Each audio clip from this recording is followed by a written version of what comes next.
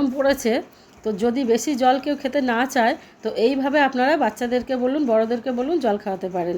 লেবুর রসের সঙ্গে জল মিশিয়ে দেবেন, এক এক গ্লাস জল কিন্তু এক একবারে খেয়ে নেবে। তো লেবু নিয়েছি, এবার এগুলোকে সব রস বের করবো। দুফালি করে প্রথমে আমি কেটে নেব। আর আমার মেয়ে তো একদম জল খেতে চায় না, তো তাকে জল খাওয়ানোর ব্যবস্থা হচ্ছে এটাই, যে কোনো ফলের রসের সঙ্গে যদি জল মিশিয়ে দিই তো তাহলে কিন্তু অনেকটা করে জল খেয়ে নেয়। তো এই যে লেবুগুলো সব ফালি করে নিয়ে আর এরকম করে রস নিংড়ে সব বের করে নিয়েছি। তো মোসাম্বির থেকে দেখছি না এই কমলা লেবুটা ভীষণ ভালো রস বেরোয়, আর একদম নরম, আর রসটা পুরোটাই বেরিয়ে যায় দেখছি।